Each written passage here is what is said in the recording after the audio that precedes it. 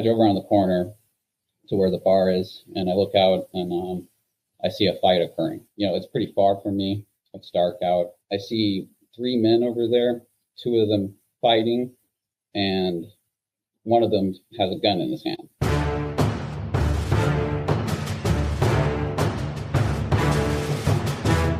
If you guys have been listening to the show for a while, you've heard more than one episode where OC Spray got someone out of a bind and prevented them from having to use more force in a personal self-defense encounter. Palm Industries is the OC of choice for active self-protection.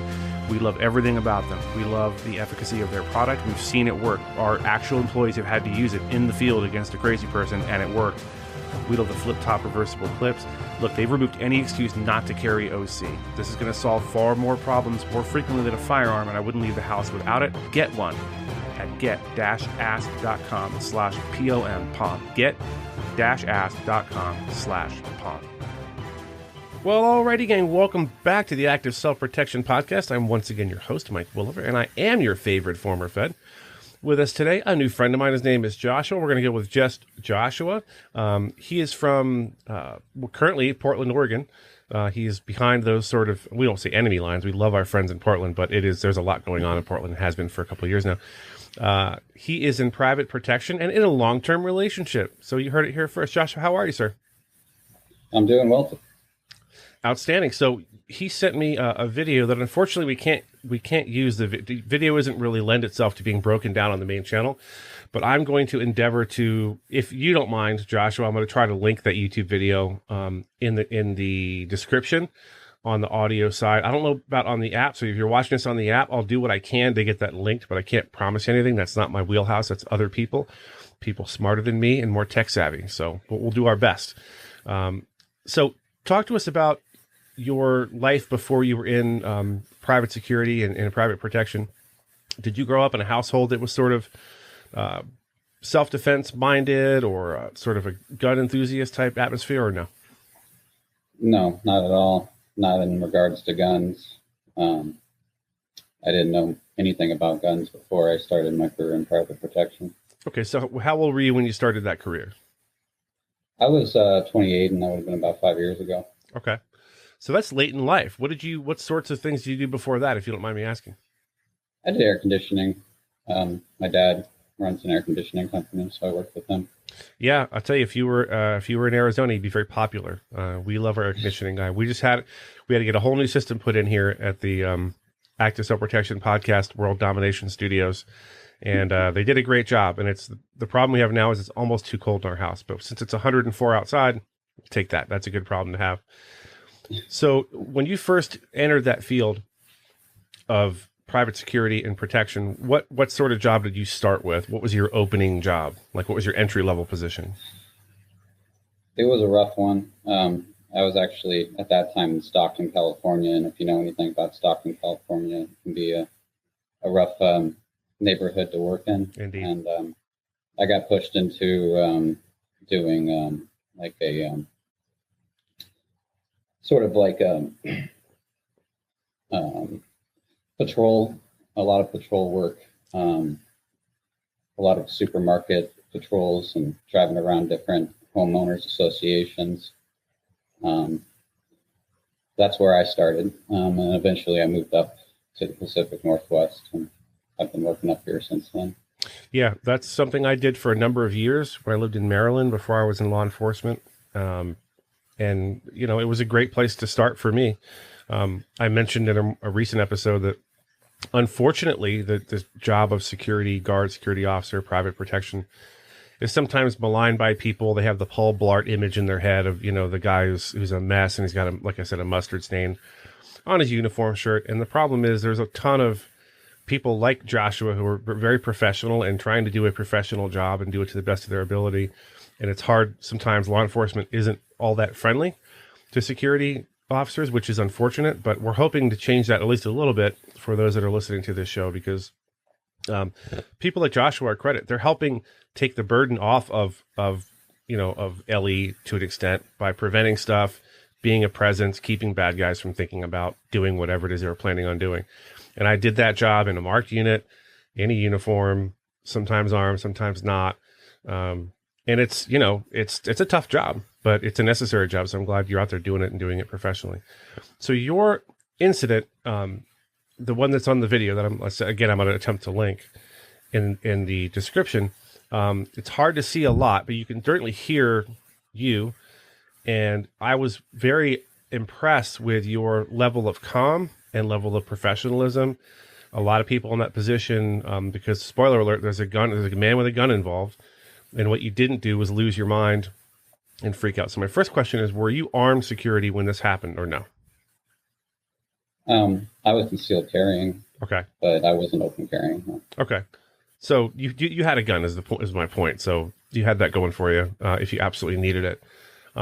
So walk us through what you were doing, what you were patrolling that night, and then kind of how this came into how this incident presented itself to you. And I don't know if this was a place you were assigned to go and check on or just something you stumbled across. Kind of walk us through that from the beginning. Well, it was definitely in my prerogative to act professionally in that moment. I was in the parking lot doing my typical job at that time, which was a private patrol. I had about 90 stops I had to do a night, which was very difficult to do in 12 hours. That's and try to, spend at least 5 or 10 minutes at each stop. And I had already circled the property to a degree and seen some, homeless people sleeping on the property, which I had to deal with. That was what I was there to do, deal with that, prevent burglaries, stuff like that. Mm-hmm. But when I was driving around the corner, there's a bar that was on the property, and it was last September when it took place, and it was around 1:30 a.m. So the bar was pretty much at closing time. That's why I kind of timed my patrol, right? To see, just to make sure, because people do stupid things when they're getting out of bars. Bar letting out is prime time for fights and knifings and shootings and all sorts of people and violating those all the rules. Distractions for burglars, when everyone's getting out of the bar, because we were having so many break-ins at the liquor store there on the property. That was my thought, was that, maybe they're using all the madness of people getting out of the bar to commit these crimes that they're committing.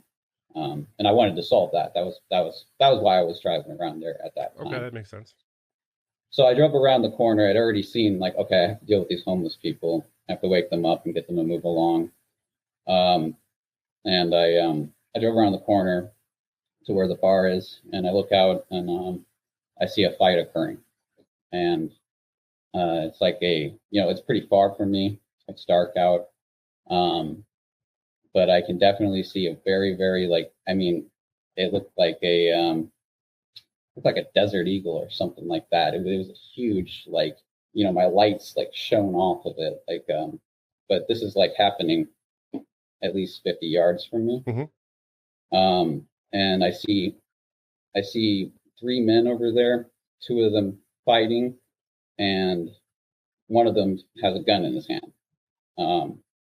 So I turn on my patrol lights immediately. That's, and it's hard, it's difficult because you see this stuff happening, you're not expecting it.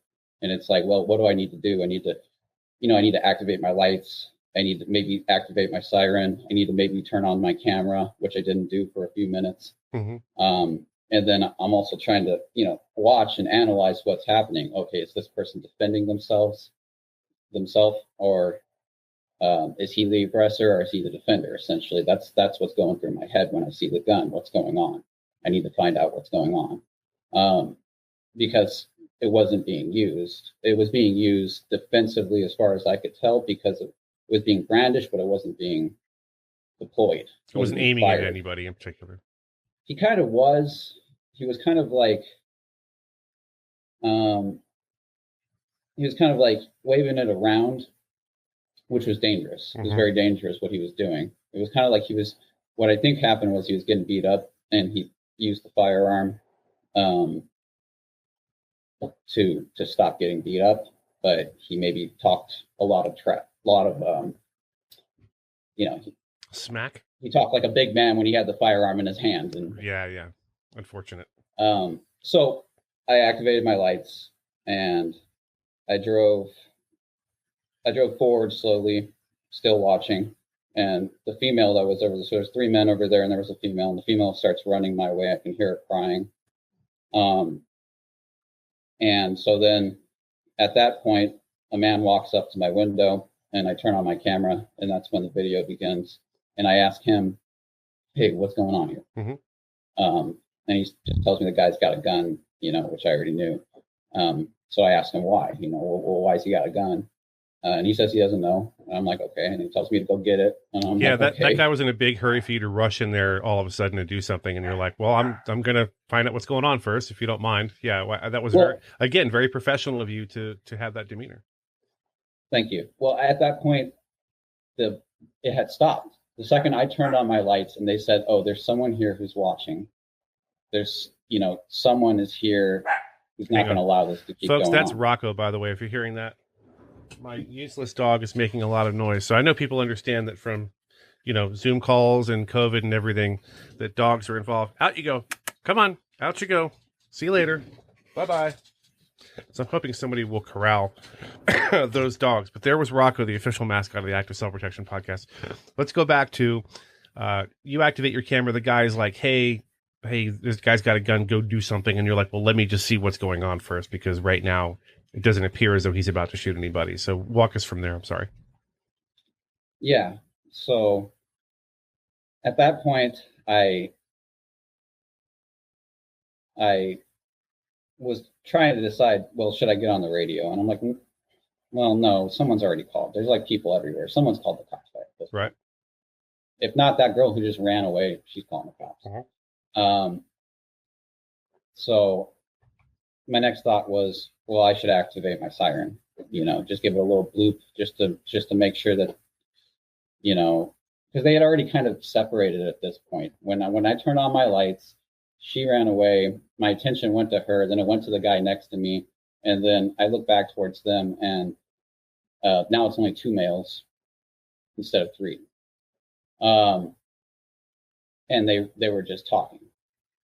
So I gave it a little bloop on my little siren, and then I got out of the car and I stood at the door with the car on, so that I could use it defensively if needed. And I just listened. I just stood there for about 30 to 60 seconds and listened, and I heard the male who was next to the person who had the gun kind of giving him gruff about it being being fisticuffs, being like a fist fight, and that he shouldn't have pulled a gun. Right. And so now it's starting to escalate again, and because like tensions are rising and the voices are getting louder, they're starting to yell again. And so at this point, now I know, okay, that was a fist fight. The guy pulled a gun. That doesn't mean he actually intended to use it. A lot of people, they think, a gun gives them superpowers, and how drunk he could have made a bad mistake. How drunk do you have to be in a fist fight and somebody pulls a gun and you hang out to argue with them? I tried to get him out of there. I mean, that, if you watch the video, you'll see that I was trying to help the guy. That's what I just want to de-escalate and help everyone out, and but at that moment, I was standing at my door, and they're starting to yell again. And so I shut my door and I told them to separate right now in a very kind of forceful, commanding voice. Mm-hmm. It was a very simple command, just separate right now. Mm-hmm. And as I walked up, I put my hand on the large man's shoulder, and he moved aside, and I put myself right in between the person who had the gun and the other person who was some ways behind me. I didn't know where he was, but they were shouting at each other at this point. And he was like, "Oh, you want me to pull the gun again, homie?" So I put myself between them as kind of, and I just started to talk to the guy. I just started to talk to the guy, and get his attention on me and off of the guy he was yelling at. And so now I'm talking to the guy with the gun, and I'm saying, "Hey man, I'm security. I know you got something going on. I see you have a busted nose," and he did. His nose was busted and he was bleeding out of his nose, which is enough evidence to me that, oh, this person's been, assaulted somehow. Sure. And so that's all the reason I need that. Oh, you pulled the gun in self-defense. That's fine. But I did try to talk to him and keep asking questions. And I found out that he, and it was difficult for me because my mind's going, going really fast. Sure. And I kind of was asking questions and not really listening too well when I was doing it. So I asked the same questions again multiple times. But I found out that he came to the bar with a girl, presumably the girl who I saw walking away from the incident when I first pulled up and turned my lights on. And she had another guy come who I guess got mad at him, got mad at the guy with the gun because he was there with his girlfriend or something like that. That's what I've assumed from rewatching it. And so the guy with the gun was going to his car. It was like a white. He was going to his car, and the aggressor, let's just call him the aggressor, assaulted him at his car while he was getting into the car and started a fight with him. And that fight led away out into the street where I found them. And at that point, he had pulled out a gun to ward off the aggressor. And so I got all that information while kind of talking to him. And I found out that he, his car door was open. He told me that he got assaulted while going to his car, and that they're standing at his car right now. And so I said, well, okay, well, I need you to hang out over here, and I'm going to go talk to them and make sure, and I had verified that he had the keys. He said, oh, I have the keys. I had asked him that. So he had the keys to the car. So now my thought is, well, here's my solution. Just get him out of here. Let me just get him to his car and get him out of here before the police even arrive. Because at this point it's already been de-escalated. I don't know what I don't think the police ended up doing anything anyways. I have to talk about that later. But, okay. So I walk back to his car, and the door is open, and the guy that I had told to one of the males who was there, who wasn't fighting with him, I guess he knew both of them. He knew the aggressor and he knew the defender in this situation. He was standing there, and I told him, I told everyone who was there that they needed to step away, and everyone stepped away except for this one guy. And so now I'm talking to him, and I'm like, hey, I'm trying to get him out of here. I need you to move away from his car. And he's like, oh, I'm neutral. Like, just tell him to get over here and get in his car and go. Helping. He's helping. Thanks for all your help. So I was like, okay. And so I went to walk back over to the guy, and he walked into the back alley.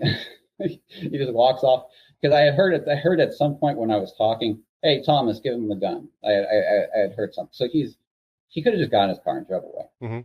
But he had to be an idiot and think, oh, I'm going to go maybe stash the gun, maybe go give it to somebody in the back alley. I don't know. And when I talked to him, he said that he was just defending himself and he had the right to defend himself. So I don't know why his thought process went to do that. But either way, he disappeared.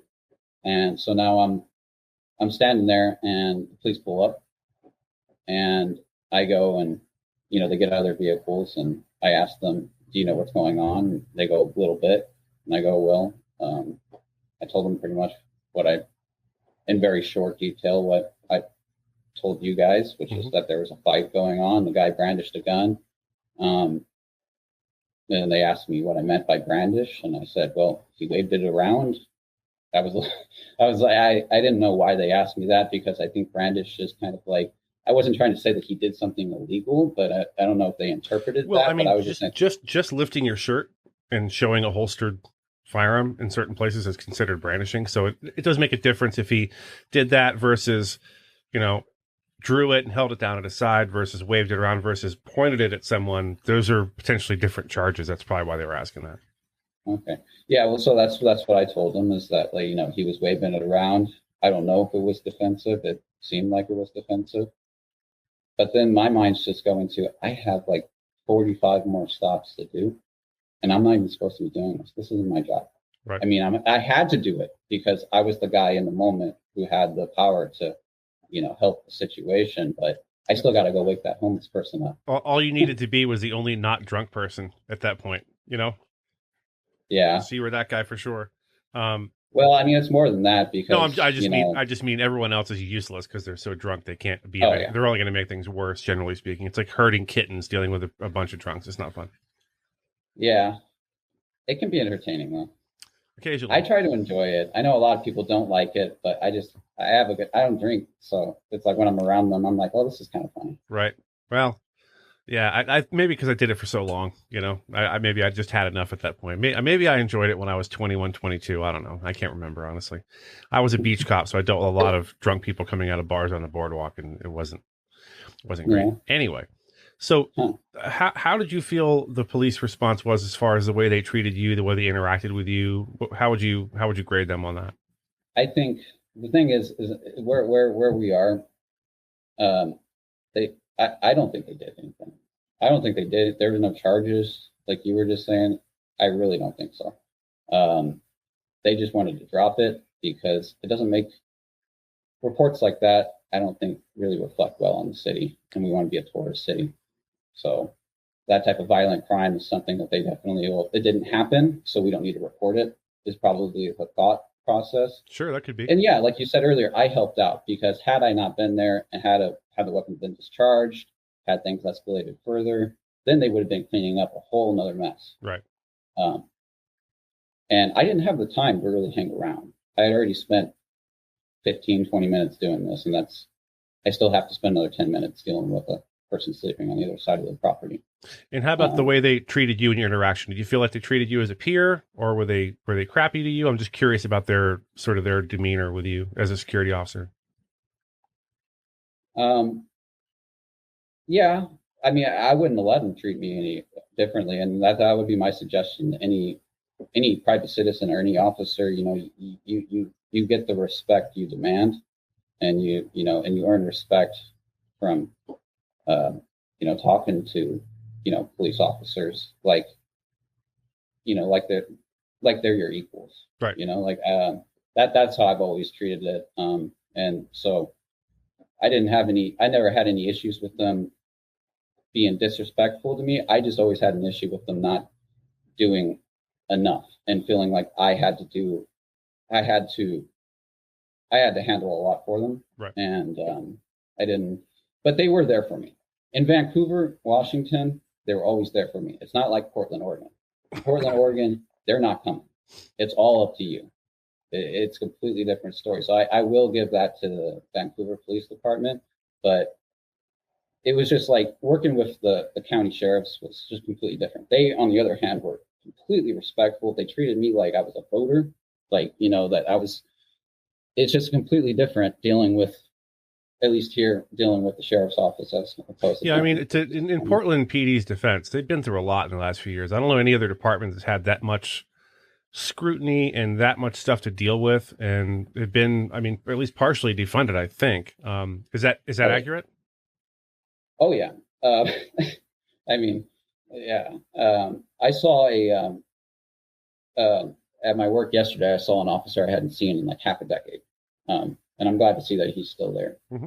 I didn't even realize at first. It was minutes later after he was gone, and I was thinking about, oh yeah, I knew that guy because I used to clean up camps in Portland, because the city was sued for theft of homeless persons' belongings by homeless advocacy groups. There's a lot of homeless advocacy groups that sue on behalf of the homeless when they're abused.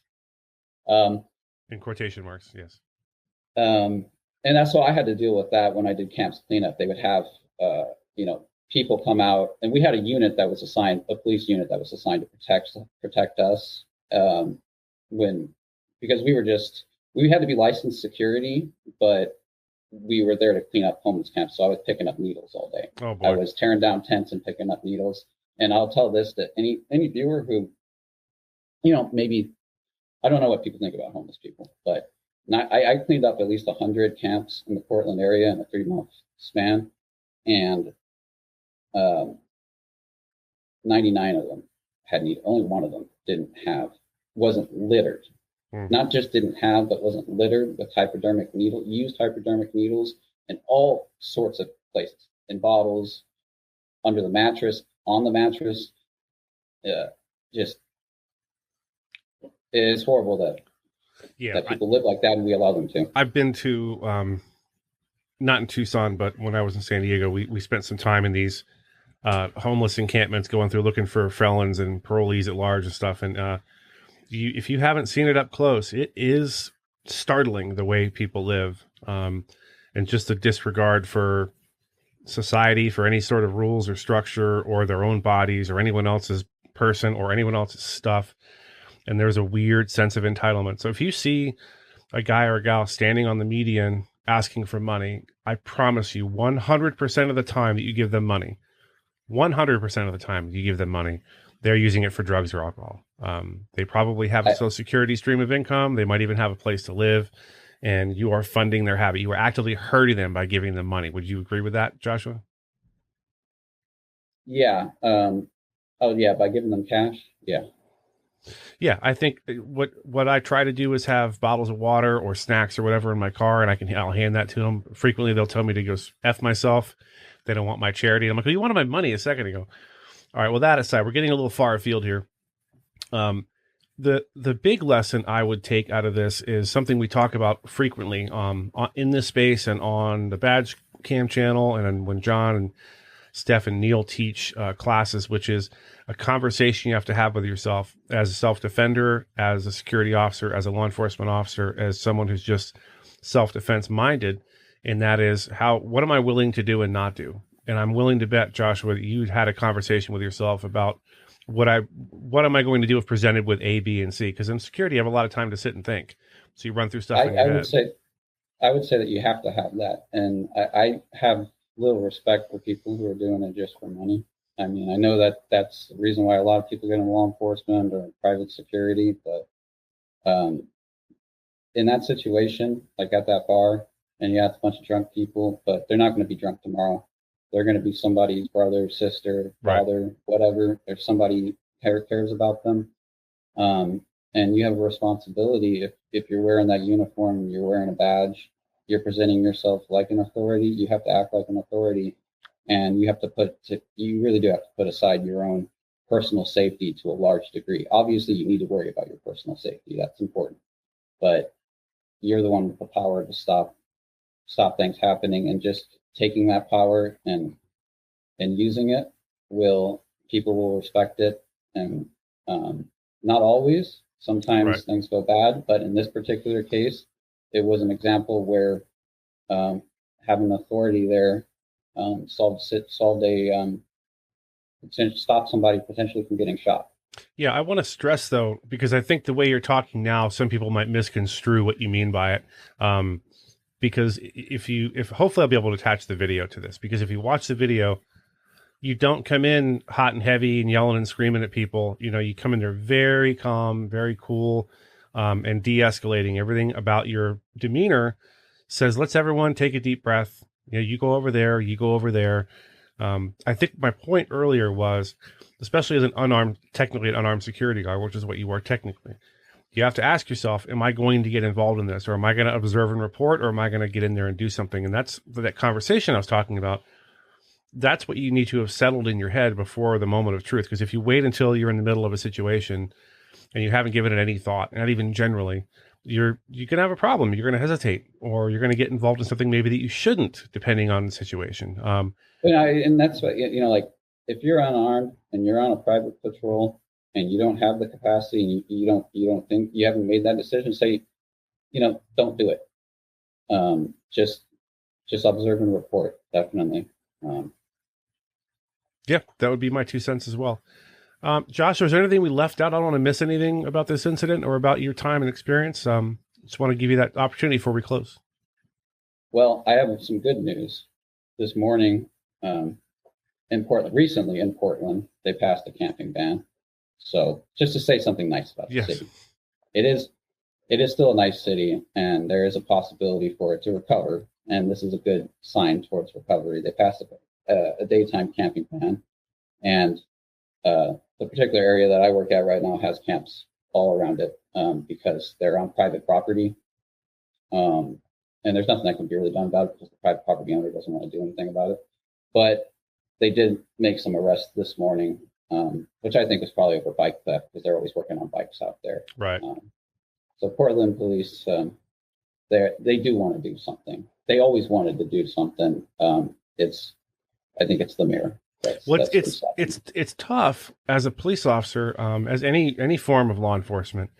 It's tough if the political structure doesn't have your back. If they're actively trying to undermine what you're doing, it makes a difficult job that much more difficult and frustrating. It's like, why am I? If I was Portland PD a couple of years ago, like, why am I doing this? Literally, no one in the city wants us here. The mayor, the city council, much of the citizenry think that we're all a bunch of jackbooted thugs. So why bother? And to the fact that they're still making an effort is commendable, because I would imagine a lot of them probably went to other agencies or wanted to get the heck out of Portland. I can't say I blame them. Joshua, that is our time. Once again, thank you so much for writing in and sitting down and talking with us. Folks, stay tuned for the Gutowski Files, starring Stephen Gutowski, which comes up right after this segment. Joshua, thanks again. Alrighty, gang, welcome back to the Gutowski Files, starring none other than our very own Stephen Gutowski. He is the founder of TheReload.com and the host of the Weekly Reload podcast. Sir, how are you? I'm doing well. How are you? I'm not too bad. Make sure you go check him out over at The Reload. He has fantastic articles over there, opinion pieces, and there is a podcast that he hosts every week. Who's in the podcast this week, sir?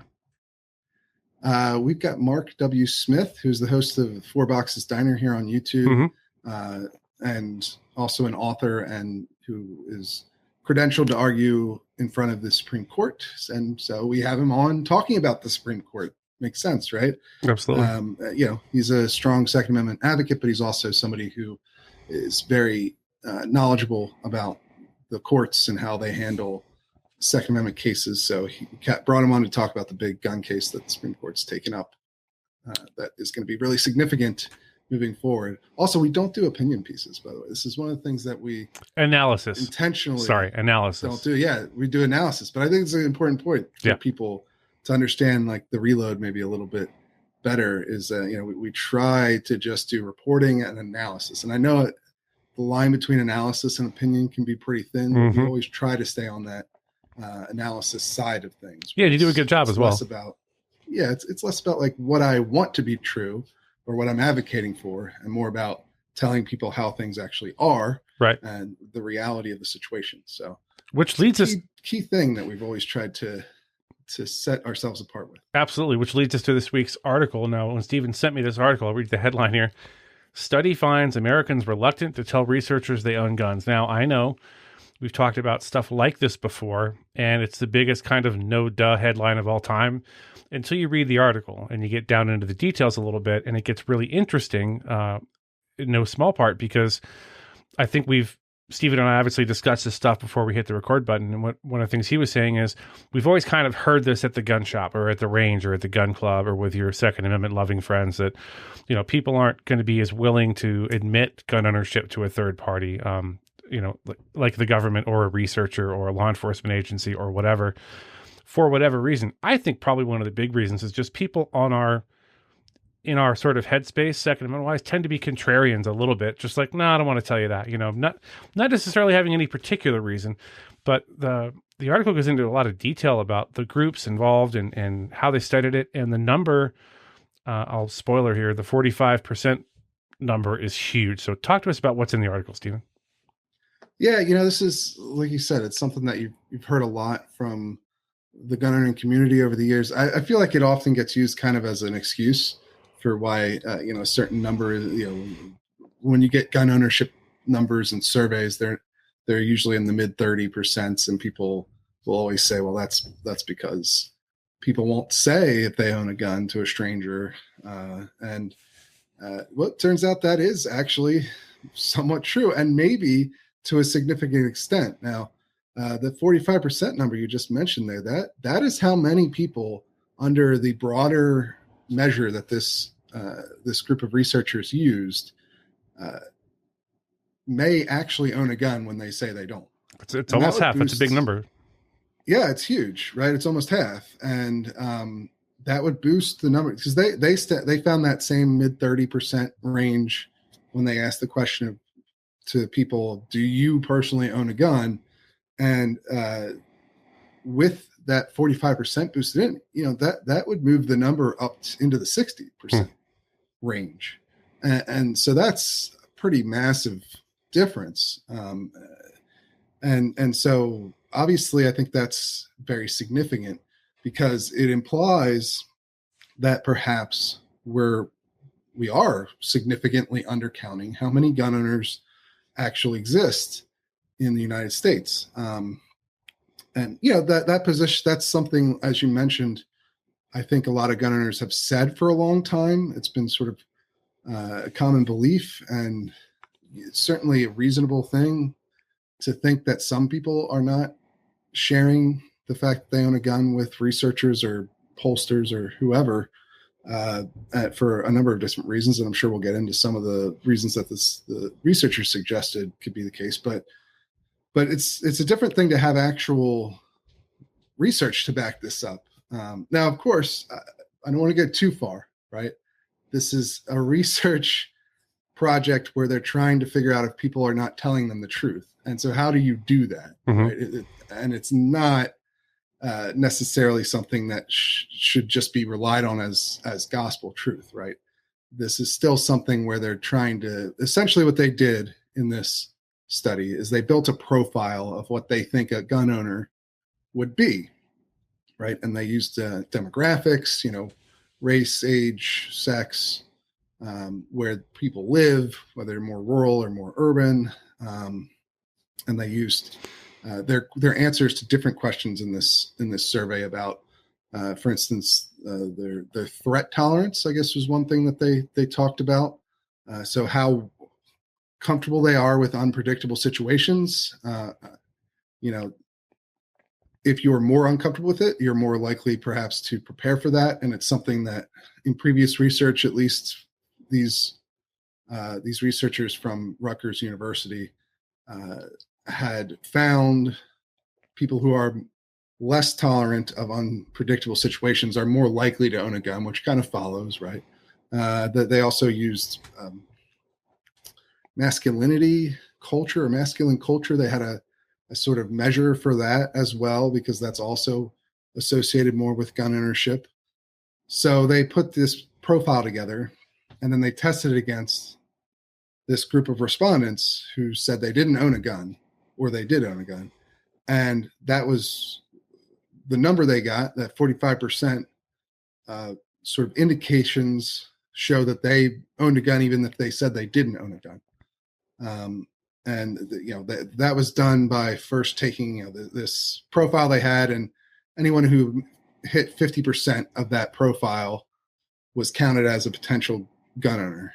And that's where you got that 45% number. Then, because of perhaps how surprising that outcome was, they actually made it more restrictive, and they ran it again with a 3/4 threshold, a 75% threshold. So you had to meet 75% of the profile to get counted as a potential gun owner in this. And it was still significant. I believe it was still 10% of the people who said they don't own a gun likely do own a gun, according to That's way higher than the margin of error for sure. Yeah. And so that boosts the number up to, 45% instead of 35% of, there was 10% overall. And so, it's interesting to see that remain even when they went to this higher threshold. And they identified a couple of different groups of people they thought were contained in this overall picture of people who might not be comfortable disclosing that they own guns, based on the demographics from the polling.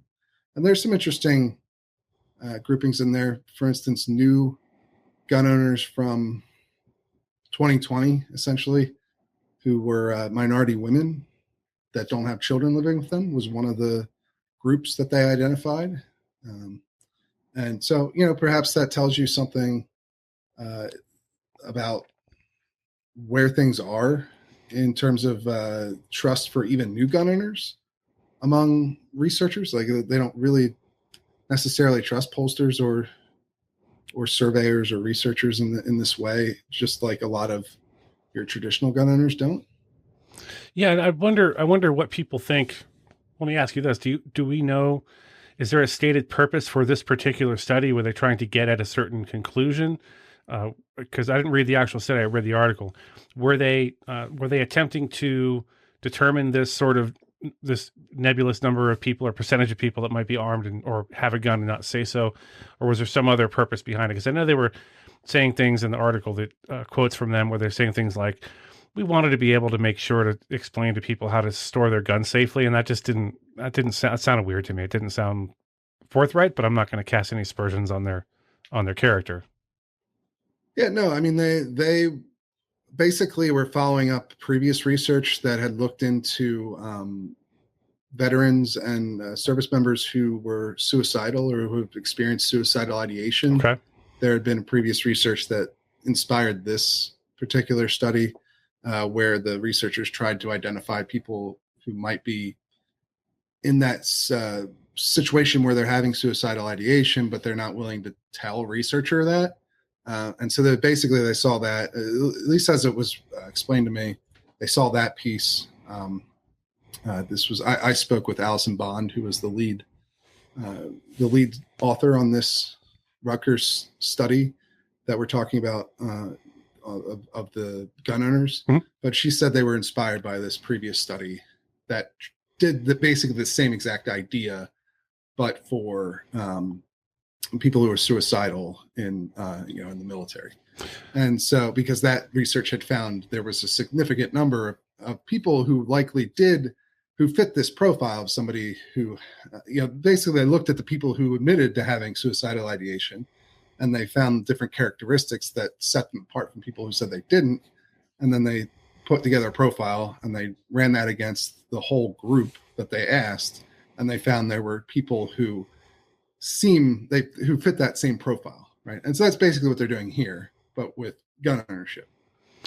And they said essentially that here's what Allison Bond told me specifically, quote, "That's limiting our understanding of firearms ownership and also our ability to reach these individuals and provide them information on things like secure firearm storage methods." So, they basically are trying to see if there's blind spots for researchers when it comes to gun ownership in the United States. Now, these researchers, in fact, one of the things that they indicate for why somebody might be not willing to tell them that they own a gun, as you can read later in the story, one of the possible motivations is that essentially they don't. Here, I'll just give you the quote from the actual paper itself. So in the paper they wrote, "It may be that a percentage of firearm owners are concerned that their information will be leaked and the government will take their firearms, or that researchers who are from universities that are typically seen as liberal and anti-firearm access will paint firearm owners in a bad light." So they're pretty self-aware. It's not unreasonable, not an unreasonable thing to think.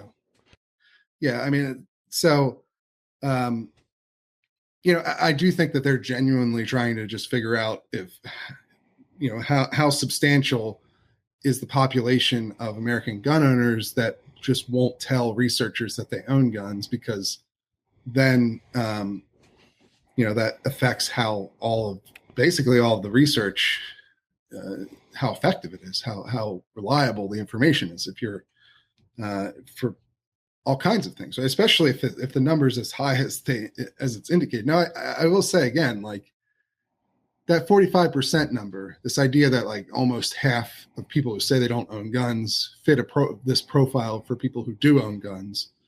It doesn't necessarily mean that every person who said no, or that 45% of the people who said no really do own guns. It's just that they fit a certain profile that was put together for this study. And so I wouldn't necessarily use, you got to take a grain of salt with this stuff is basically what I'm saying. Yeah. A couple things occur to me out of that. One is, I mean, if you go to a gun store, a gun range, if you go to our conference, is a really good indicator. the demographics of gun ownership are changing, and that's fine. That's a good thing. It's not that the traditional gun owner is becoming less, but we're getting a lot more people. It's a big tent, and I think more and more people are realizing the Second Amendment is, in fact, for everybody. And the more people from the more diverse backgrounds we can get on that side, the better it is for those of us who support Second Amendment rights. That's the first thing I wanted to say. The second thing is, we had a gal on the podcast about a year ago named Sarah Joy Albrecht, and she has an organization called HoldMyGuns.org, and it is a fantastic organization. So if you are in a bad spot or know someone who is, for any number of reasons, it doesn't have to be suicidal ideations. It could be you're moving and have nowhere safe to put your guns. If you go to holdmyguns.org, they can hopefully help you, depending on what area you're in, find somewhere to safely store those, to save someone's life who is potentially thinking about self-harm, or just you don't have anywhere safe to put your guns temporarily. They can do that for you. I think it's a free service. There are a few little catches to be aware of, but go check that out if that's something you need. And if you're thinking about hurting yourself, 988 is a real thing. That's the number you call if you are thinking about harming yourself and you need to talk to someone about it. So I encourage you to do that. That is our time for this week. Stephen, as always, I appreciate your time. I appreciate the hard work you're doing over at The Reload. It's thereload.com, folks. I've said it once, I'll say it again. Go check it out. Consider getting a membership to fund Stephen's important work. He relies on his membership dues to do everything that he does. Steve, was there anything I forgot or left out? I don't know if I missed anything. No, absolutely. That's everything. And I appreciate you bringing up those resources as well, since we did discuss the issue on this episode. Absolutely. It's a good practice. He's here every week, folks. I don't know what we do without him. The show would be a lot shorter and less informative without one Stephen Gutowski. And as always, sir, you have the last word. Absolutely.